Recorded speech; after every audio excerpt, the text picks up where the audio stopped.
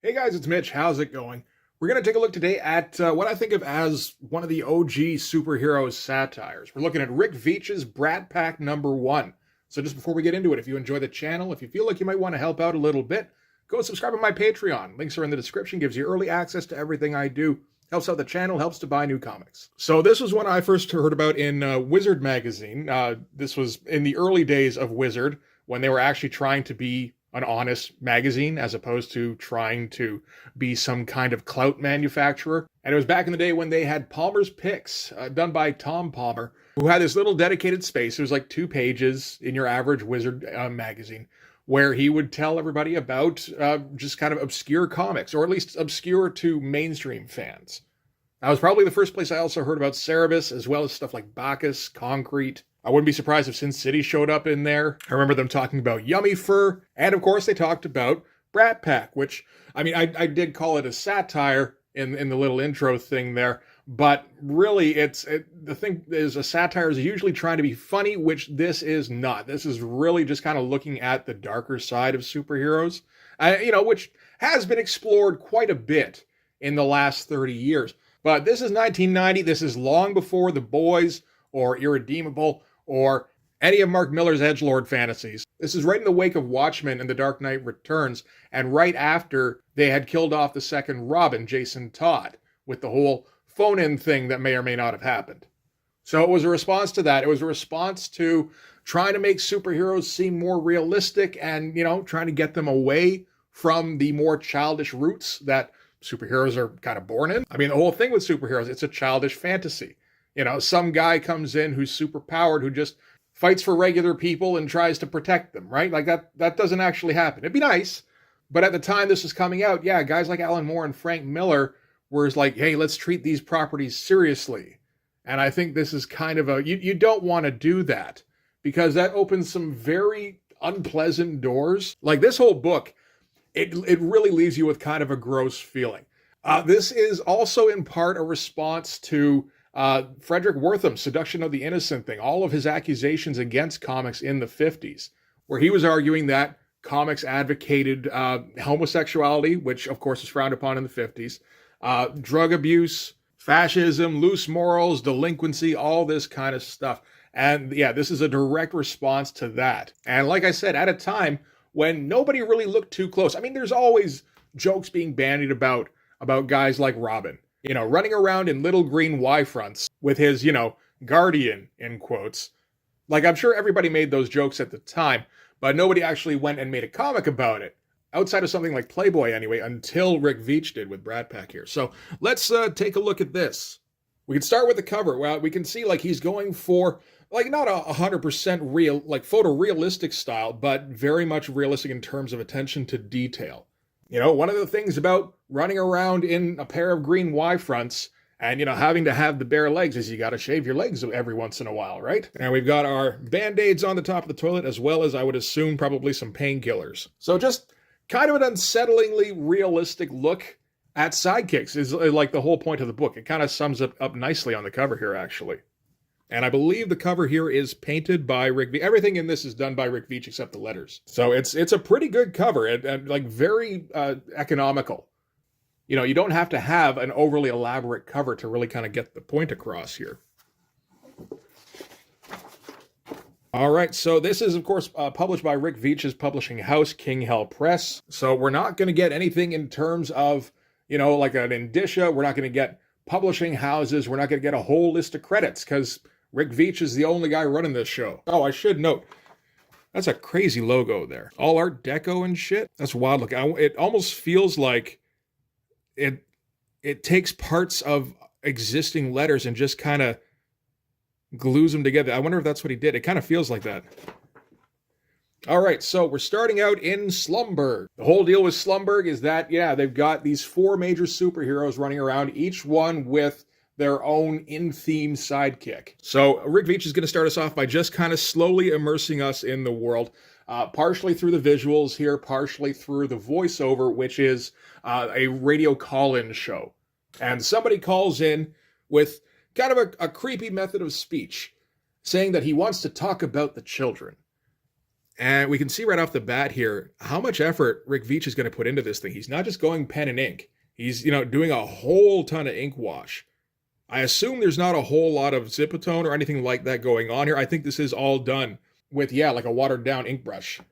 And quite a bit of attention to detail. Like this kind of thing I wouldn't even know how to even begin to go about doing. I think Rick Veitch has like a wealth of comics knowledge. He went to the Kubert School, and I gotta think he was one of the earliest graduates of that program. He went on to contribute to heavy metal and Marvel's Epic line, and went on to, I think, really make a name for himself on DC's Swamp Thing when he was co-writing along with Alan Moore and Steve Bissette, and John Tolobin was doing a lot of the art on that as well. He also worked on Miracle Man. Like, he bounced around a fair bit, just doing a lot of different kinds of projects before he really started going out on his own. I think this was probably one of his earliest efforts. This and Max Immortal. Yeah, as far as I can tell, this is the first thing published by King Hell Press. But, I mean, you can see here, by this point, he's been in the business basically for like 15 years or so. And he's just, accumulated a whole bunch of knowledge about how to produce comics, including going with some non-standard page designs. We're going to get a lot of that in this issue, actually.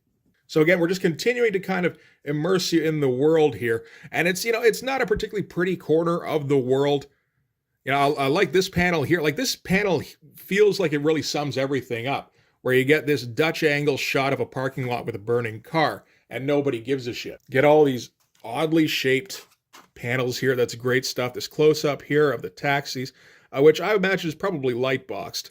But still, I mean, then you got to go in, you got to go over it with pen and ink, and then you got to go and ink wash it and still make it look right, which seems like crazy to me. And then, another non-standard panel here, which I think is where the radio station is broadcasting from. So anyway, the guy who's calling in is, when he talks, I want to talk about the children. He's talking about the kids' sidekicks. And as soon as he starts mentioning the sidekicks, the DJ starts talking about, people hate that shit. Nobody wants to talk about those sidekicks. Man, those things are so creepy. And the caller, who identifies himself as Doc, tries to defend the sidekicks. He's like, no, they're pure. What are you talking about? They're just kids under those masks. And the DJ's like, bullshit. Nobody likes those kids.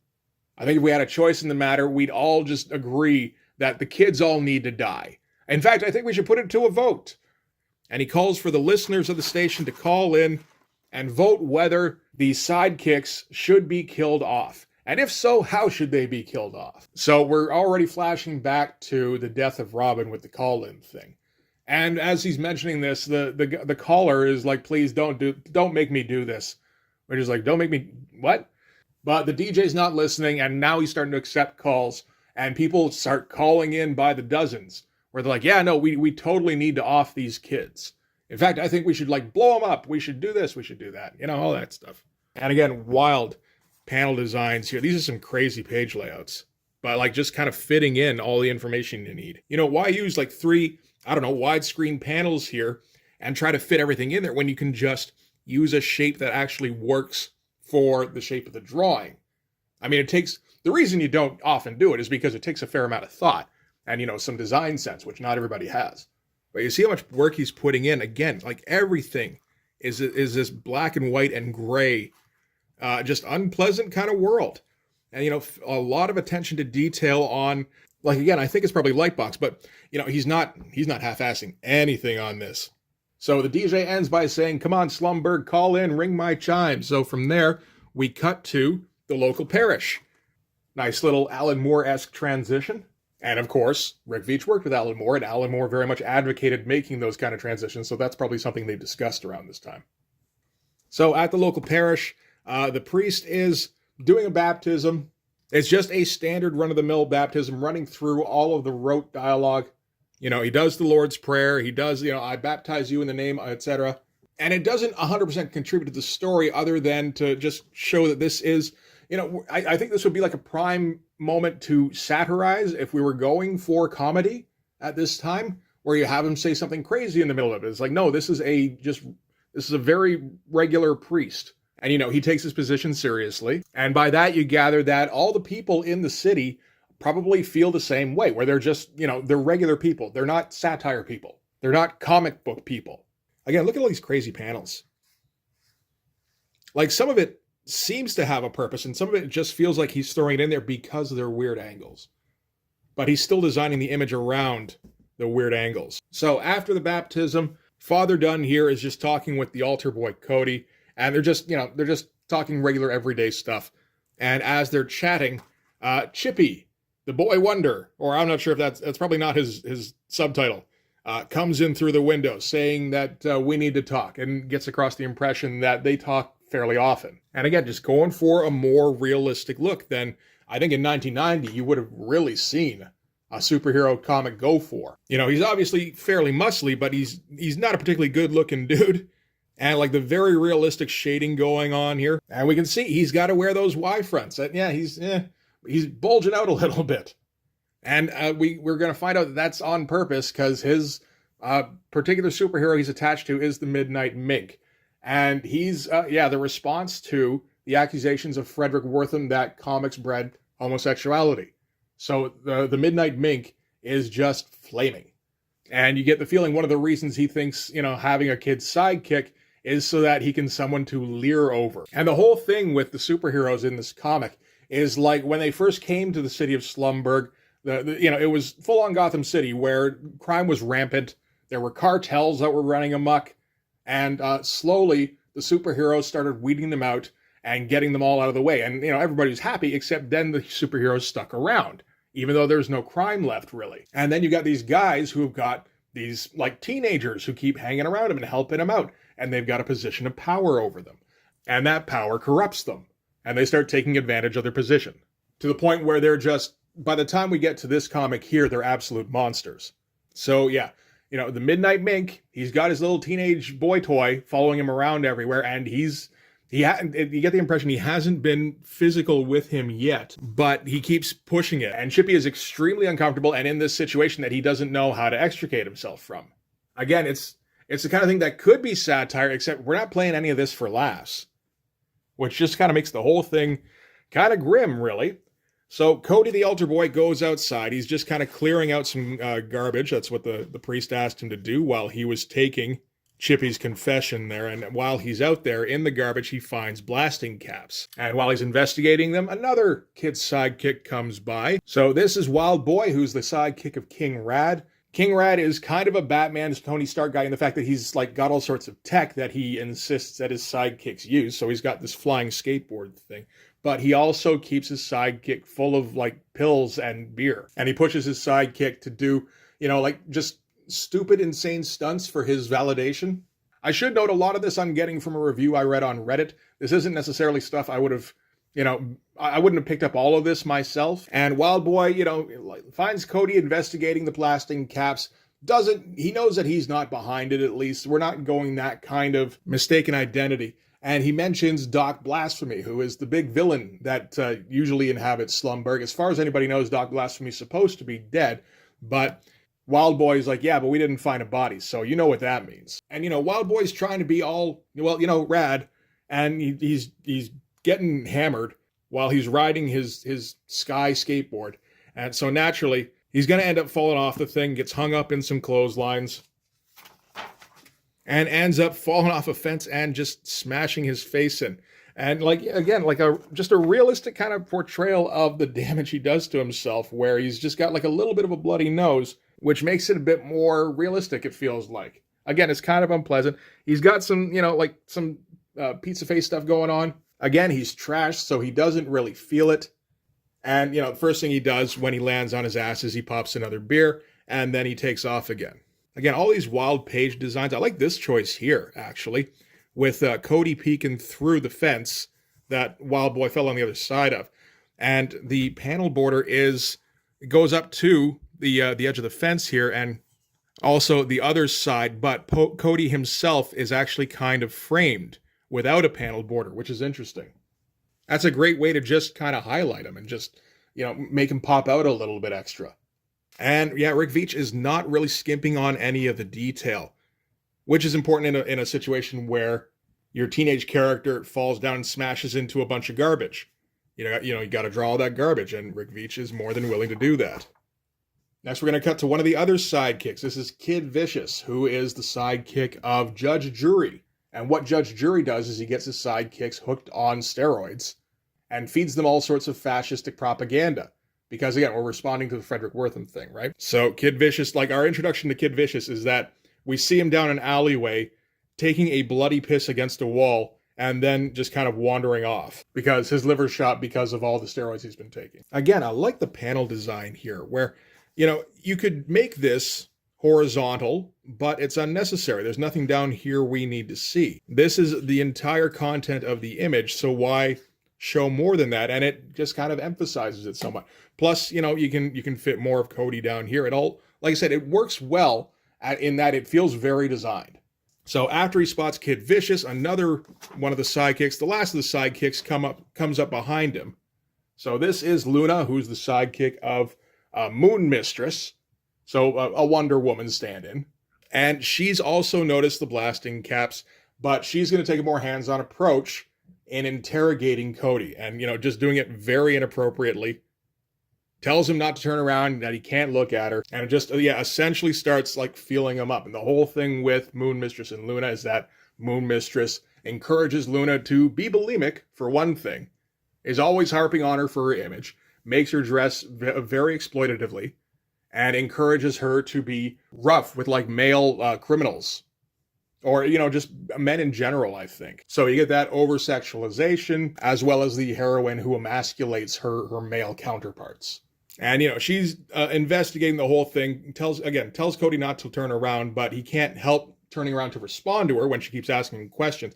And when we actually see her, she really is just a teenager. She's got acne, she's got too much makeup on, and she's in this over-sexualized getup, because that's what her hero tells her she's got to wear. So again, we're not doing anything funny. This is just pointing out these people who are in these awful situations who have had to adapt to become awful people because they're being raised by awful people. Again, wild attention to detail. Just like everything in this alley feels about right. The shadows are all pretty good. He's getting that ink wash and everything to just throw an extra bit of texture on everything.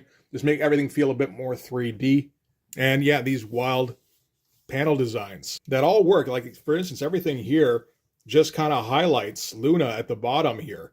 You pop her out with no panel border against all these crazy, irregularly shaped panels, and it just emphasizes her. Like, this whole thing is a great example of just like how to set up some really strange page designs. Like, it's not something you would, if you were doing like a straight comic book, you wouldn't necessarily do on every page. But it's a great place to get some ideas from. And, he does do it on every page in this book. So, like, you can just flip. It's like, that's a pretty good one. Flip over. Oh, that's an even better one. So, we're back to Chippy, who's talking with the Padre. And he's saying the Midnight Mink turned his life into hell.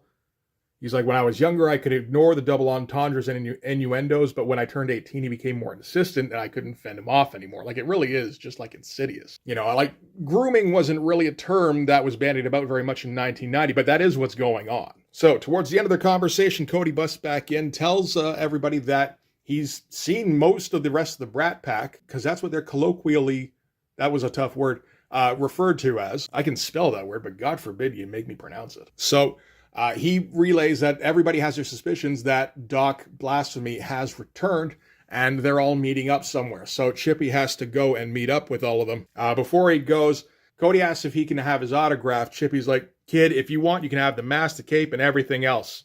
And all the grief that goes with it. And then he's out the window and gone. So next we show the Brat Pack all meeting up. We've got Kid Vicious and Wild Boy and Luna here. And, so Chippy is still catching up. And we get the dynamic pretty quick that they all hate each other. They wouldn't have anything to do with each other except that they're supposed to. Because, they're all on the same side. They're all the good guys, right? Wild Boy here keeps getting himself trashed, which is just setting off Kid Vicious, who gets like crazy roid rage. Meanwhile, in the background, Luna here keeps referring to them both as it and just stuffing her face with potato chips so that she can, chuck it up later. It's all just kind of an unpleasant sort of dynamic. But you look at some of the detail he's throwing in here.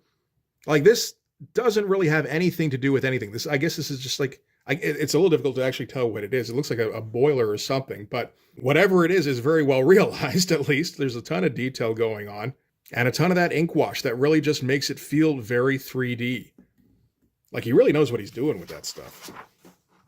So with Kid Vicious having taken a swing at Wild Boy, that's when Chippy shows up. And Chippy seems to be a particular focus for Kid Vicious and Wild Boy. They really don't like him because of the whole gay vibe that he gives off. They keep calling him Nancy Boy. They call him the F word, the other F word. And, he doesn't have any say in what he wears or how Midnight Mink acts around him. But these guys don't care, and they're going to kick the shit out of him because he makes them feel creepy. Meanwhile, Luna just, ignores the whole thing, just keeps scarfing down her chips, and then, chucking them back up, as she's been taught. And we get our inset panels here of somebody getting out a radio, because this whole time we've been getting more updates every once in a while on the poll that's coming through. And he starts blasting it for the Brat Pack to hear. And at this point, we're up to like caller number 50. Everybody's calling in saying, yeah, we've got to get rid of these sidekicks. You got to kill them off, blow them up, whatever you got to do. They kind of go through them one by one. There's Luna, the pizza face floozy, who's had more scandals than Madonna has hit records. It's 1990. Makes sense. There's that strutting steroid freak Kid Vicious. How's the liver holding up? Wild Boy's the acid casualty of the group. I've always wondered if a beer can was part of his costume. And wasn't it Chippy, the young sensation, who some was nominated for City Manhole Inspector last year? Yes, it was. And they see who's blasting it all, and it turns out this is Doc Blasphemous, who's set himself up with a noose around his head, and he's got like a gimp mask and just like a black leotard with all the symbols here. The blasphemy symbols, I think we can take that as. Smart move to do the no panel border here and just have it as a white space that defines the outline of Doc Blasphemy. Like I said, just a really good design sense. And Doc Blasphemy undoes his gimp mask, which is just really unsettling looking, and sticks his tongue through and starts howling about how they used to be so pure and now look what they've done to you. Just so much attention to detail I didn't want with this mask. And the Brat Pack aren't really buying that this is true. They think this is some kind of trick. That the people of Slumberg love them. They look up to them. They're heroes. They're like role models. And Doc Blasphemy's like, no, they despise you. If you look down in the trunk of that car, and he's motioning to the Minkmobile, you'll find the extent of their disdain for you. Cool looking little car here, too. Like, it looks like a Hot Wheels car, but it looks like it totally works in 3D space. So naturally, the sidekicks all have to come down to investigate. They're like, shouldn't somebody stay back and, keep an eye on Doc Blasphemy? And it's like, I'm not staying back. I'm getting in on this investigation. And Chippy is particularly weirded out because Midnight Mink is supposed to be out of town, and he would never let anybody touch his wheels. So something feels really weird to him. He offers to just, open the thing up, but Kid Vicious isn't having it because he's too full of roid rage to listen to any kind of reason. So, yeah, shoves Chippy in a garbage can here. And then they end up just shooting the lock off the trunk, looking inside, and that's where all the dynamite's been that he was planning on using the blasting caps for. So as soon as they open it, it gets set off, and all of the sidekicks are just incinerated, as the people of Slumberg decreed. Right? Everybody called in. Everybody said, you gotta kill these guys off. We don't want them. Very nice looking explosion. No second guessing what's going on here. That is the creepiest goddamn shot of the close-up of Doc Blasphemy here. And just too well lit. Just showing every fold in this friggin' gimp mask. And his tongue sticking out. It's so gross. Really good drawing, though. So at the end of it here, Doc calls back in. Because this is the guy who called in at the beginning. Saying he just wanted to, talk about the sidekicks. And, he calls back into the call-in show. Saying, oh yeah, that was me earlier. And the DJ's like, hey, yeah, no, we wanted to thank you. This has been one of the most successful segments we've ever had. People have been calling in nonstop. And Doc Blasphemy's just like, yeah, well, I've done what you asked now. So the Brat Pack aren't a thing anymore. They're all dead now. And DJ's like, what are you talking about? This has all just been a joke. Nobody actually died. He's like, no. They definitely died. I did it right now. I blew them into thousands of little pieces. DJ's like, wait, so who is this really? This is Doc Blasphemy. This is the super villain that everybody knows. And I've heard what everybody's opinion is, and I've decided to put it in action. You don't have to worry about those sidekicks anymore. And we got our shot of Chippy, I think, in the garbage can, just burned to a crisp. And yeah, so that's it for the Brat Pack. This particular version of the Brat Pack anyway. Next day, they're getting a hero's send-off. Everybody's calling back into that radio station. The DJ keeps trying to turn it away from the subject of the Brat Pack because, as it sure sounds like he had a direct hand in their deaths. And now everybody who's calling in is like, you're a monster. How could you allow this kind of thing to happen? And he's like, look, it was just a joke. There was no reason to think anybody would actually act on that. And, everybody who calls in gets more and more upset and just twist it up. You're always just going to get the worst people calling in every time. And they're like, maybe we should take a vote about whether or not you should be next. It's like, okay, we've learned so much. We get our shot of the Padre who knew Chippy, knew that things were getting bad. We get our shot of the four heroes here. I feel like their group gets named at some point, but I don't remember what it is, and I don't think it's on here. But yeah, here's Midnight Mink. That's Rad King, Judge Jury, and Moon Mistress. And we get our shot of them moving one of the bodies, only it gets accidentally dropped. And yeah, they're just pieces in there, just wrapped up at least. Gross stuff, but it all serves the story. Then at the end, the priest makes it back to the parish here, and he's beside himself with grief, and gets into his office and knows that something's up. He knows that those heroes have made their way to his office, and they're all standing in his closet. Pulls the door back, and yep, he's absolutely right. Although, as the Mink says, everyone knows I came out years ago. Kind of a great shot of them all just standing there. It feels kind of like 2000 AD with all this black and white and ink wash. And he's telling them that they don't belong here anymore, and that's when the group were like, well, we used to belong here when this place was crawling with crackheads and Cosa Nostra. And it's like, yes, but you smashed them all. The city's safe. We don't need these kind of tactics anymore. And I was like, well, actually, no, we do, because now we've got creeps like Doc Blasphemy who show up out of nowhere. Those guys have to be dealt with. And it's like, well, no, because those guys are just a response to you. If you go away, those guys won't show up. Get our close-up of all our heroes here. All good stuff. All, very different looking faces. It's pretty great looking cartooning, but still getting that, like the sheen on Judge Jury's helmet here. That looks very realistic. And they're going to blackmail the priest into helping them out going forward because he's been complicit in this so far. He was the guy who found them their sidekicks last time, and they're going to use him to find some replacement sidekicks. And that's pretty much where the issue ends, with the DJ telling off everybody who calls in, accusing him of being a murderer to fuck off, essentially. So yeah, that's the end of issue 1. This is a 5-issue series. This is the motto for the Brat Pack: live fast, love hard, die with your mask on, which I feel like I've heard before. I assume in connection with this series. And we unfortunately get the color version of the sequence where Doc Blasphemy unzips his gimp mask and extends his tongue.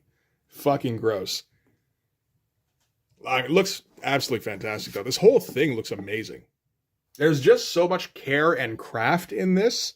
It's bleak as shit. And just makes your skin crawl a lot of the time. But that's the point of this one. So yeah, from here, all of the superheroes, they get new sidekicks provided to them by the priest. I'm pretty sure Cody ends up being the new Chippy. So we get to see firsthand what Midnight Mink's training routine is, and from what I've heard, it's pretty brutal. You see the other heroes take on their sidekicks and break them down psychologically, mold them into these horrible people that need their heroes basically just to survive, really. They delve into all the stuff the boys do as well with the marketing side of things, about how a lot of this is tied up in merchandising for the superheroes as well as for the sidekicks. So just touching on all sorts of stuff that would get explored in a lot more detail, I suppose, in stuff like The Boys. Because, that's like a 66-issue run, as opposed to just 5 on this. But I think this does this extremely efficiently, and it's a gut punch. We're not going so much for entertainment here. And it does feel like an important book. You should check this out. It's not going to be pleasant when you do it, other than just, man, look how much work is in this, and look how well it's executed. So anyway, that's going to do it for this one. I'd love to go back and do more issues of Brat Pack, but it seems to be kind of hard to come by. If you can pick up a couple of issues, I'd recommend it, just because it's such a well-done and, fully realized vision. You get the feeling Rick Veitch knew exactly what he wanted to do, and just aimed this thing precisely. Very much crafted it to get his message across. It's an unpleasant message that you probably don't need to hear, but it is very well delivered. Anyway, that's going to do it for this one. Thanks very much for watching. If you like this video, please hit like, hit subscribe, hit the notifications so you know when the next one's coming out. Go over and subscribe to my Patreon. Gives you early access to everything I do, from the Blood Force stuff to the YouTube videos before they get uploaded to YouTube, as well as some Patreon exclusive content. You can also follow me on Instagram and DM me there for commissions, and you can join the Blood Force Discord server. Yeah, that's going to do it. Thanks again for watching, guys. I'll see you in the next one. Bye-bye.